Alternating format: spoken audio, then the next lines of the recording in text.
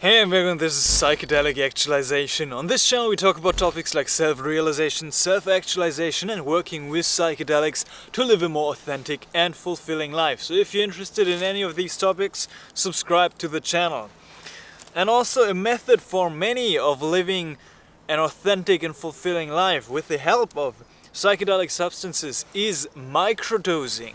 So I tried microdosing ayahuasca, but just the vine itself, for about a month. And today I want to share my experience with you. So I got my product from Soul Wine. The link is in the video description below. I think they're quite a legit company, but I don't know any specific details about the production of this, but I think it's a nice product. It's 100% Banisteriopsis Caapi, so it's just the pure ayahuasca vine itself, without DMT in it. So it's also legal, which is kind of nice. And I tried microdosing it for 30 days. So there's a protocol that they send you with the product, and it says you gotta start a little bit slow with like 5 drops in the first week, then you can increase it to 10, 15, 20, however you feel like it. It's a very personal choice. So yeah, Caapi microdosing.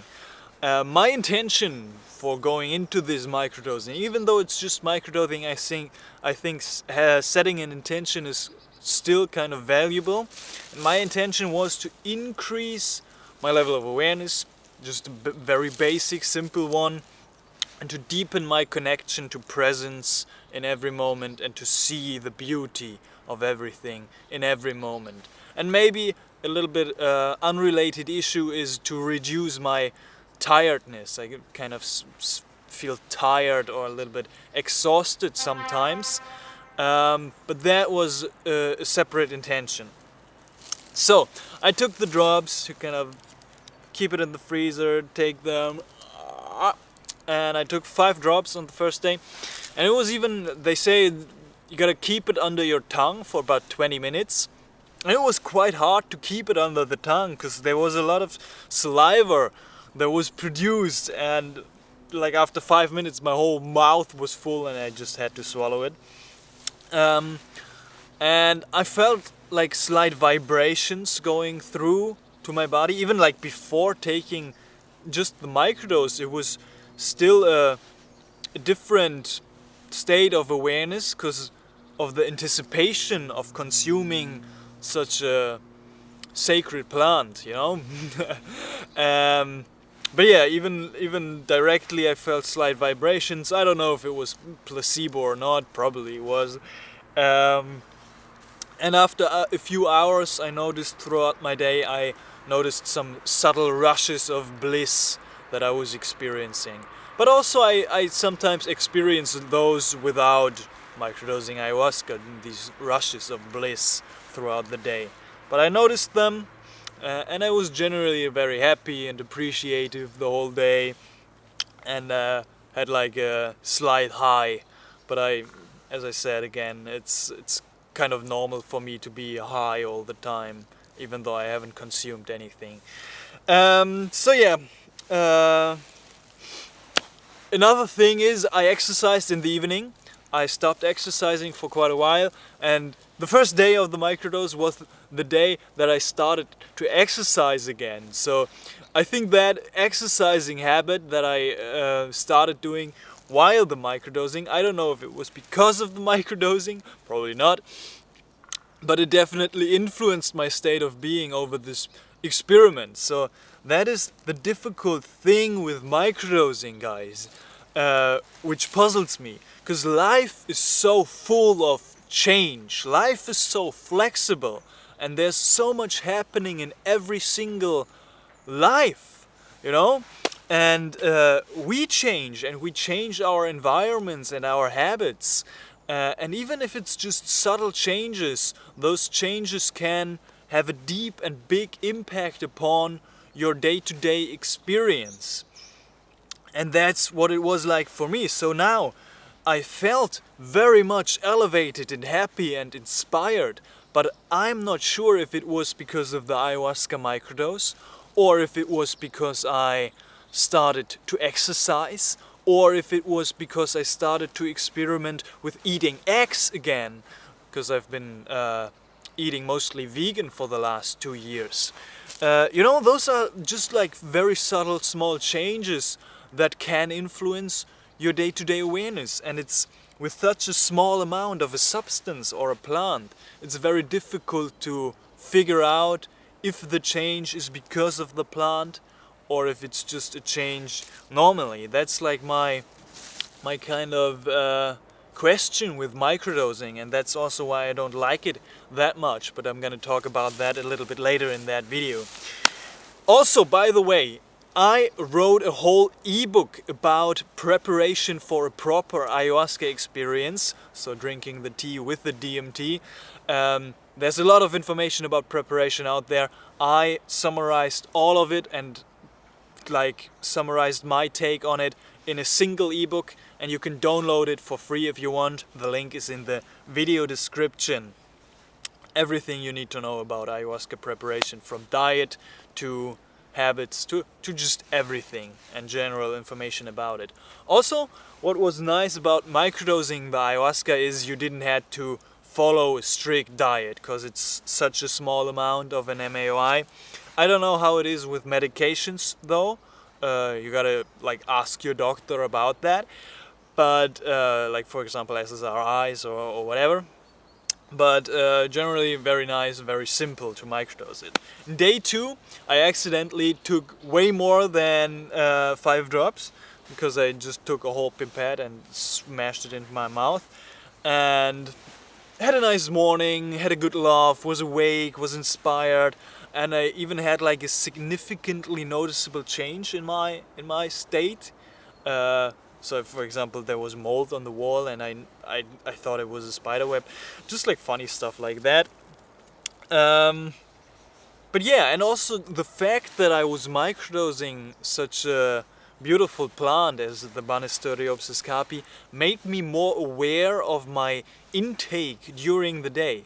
Even though I was not specifically feeling something from the microdose, just the fact that I was consuming it with intention, and with the intention of awareness and the deepening of my connection, even just that fact kind of made me more aware of what I was taking into my body that day. So I was thinking twice if I want to drink a coffee, or I was thinking twice if I want to consume alcohol in combination with the ayahuasca microdose, even though it was just a microdose. Yeah, that's what I noticed on day 2. Day 3, I even exercised after my work. Couldn't figure out the problem with the saliva, because yeah, sometimes it was just a lot of saliva in my mouth, and it was not tasting really nice, but also not really horrible. So it was fine to consume. It was there was no resistance to consume it because it tasted so bad or something. But yeah, generally over the next days I just felt I could do everything that I wanted to do, all my to-dos, all my work, without hesitation, just without doubt, just with a little bit more clarity and focus, and that was amazing. But also after the first couple of days of microdosing, about day 4 or 5, I paid attention to the changes, but not as much anymore, and basically nothing noticeable or nothing special happened. Even in the next 3 weeks, in the last 3 weeks, nothing special happened. And even the habit kind of got into my life of microdosing the ayahuasca. Even the fact that I was overthinking or thinking twice about drinking a coffee, even that kind of faded away slowly. So I was just mindlessly consuming coffee again, or just getting into that bad habit. And yeah, just no noticeable changes, no significant changes. Just that I noticed that I just generally felt very happy and excited and healthy and motivated and just good in general. But that's the thing, guys, with microdosing. Our lives are ups and downs. Now I've stopped microdosing for like 3 or 4 days, maybe 5 even. And I felt like when I started to microdose, I've been on this upward spiral, these ups. But then definitely there's gonna be a peak, and there's gonna come a valley again. It's gonna go down again, and I'm gonna feel a little bit worse in a different phase of my life. That's inevitable. That's just gonna happen. That's just part of the natural flow of life.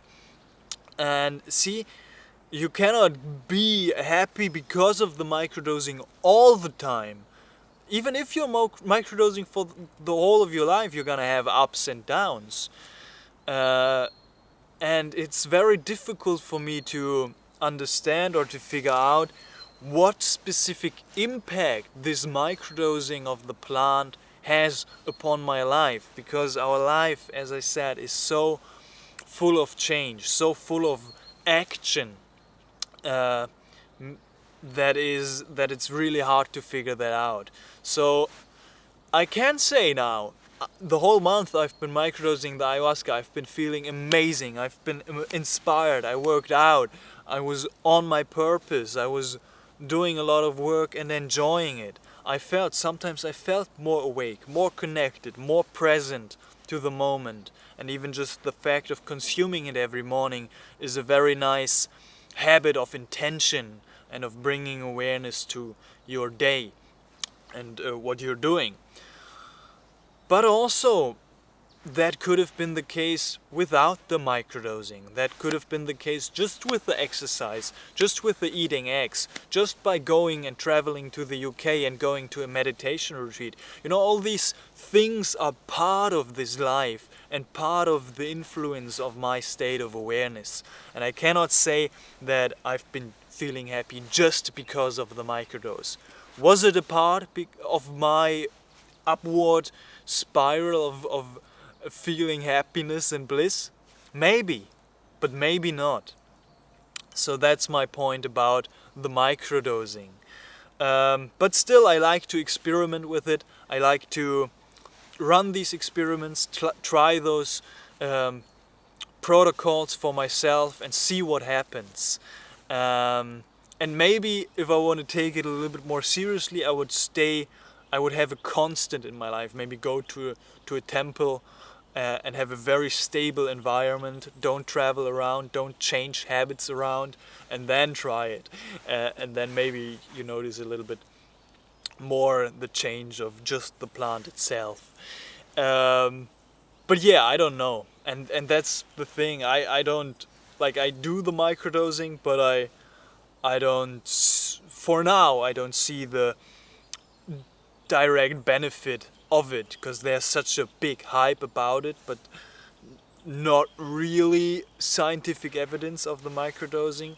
So it could just be placebo, could be a real reason behind it. I mean, it makes sense that it influences us, that because we do connect with a plant, with the essence of a plant.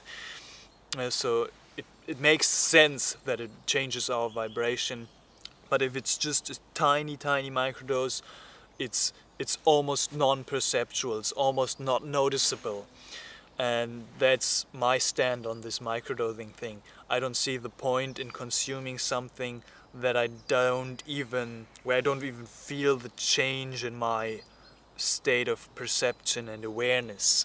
But that's a matter of preference. I kind of like to go with a little bit of even if it's just a mini dose or a medium dose or a high or very high effective dose, where I experience the full range or definitely more of the range of the effects in a ceremonial setting on specific days with specific intentions. And I like to go into these more intense, deep experiences and connections with the plants itself, because then I can kind of receive more of the messages from what they have to teach.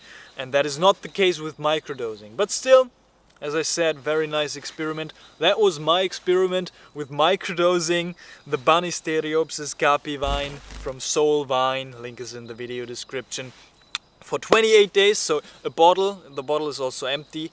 It lasts, at least for me, it lasted for 28 days. Sometimes I took a little bit more than recommended. But yeah, that's about it. Thank you very much for watching. As I said, if you want to prepare for your proper ayahuasca experience, I've got a free ebook that teaches you everything you need to know about ayahuasca and ayahuasca preparation. In the video description, you can download that ebook for free.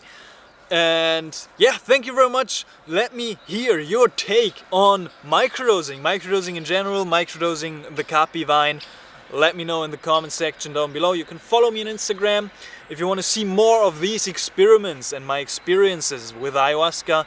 I've got an ayahuasca playlist right here, and I'm gonna publish a lot more about microdosing and about ayahuasca in the future. If you want to follow along on that journey, subscribe to the channel.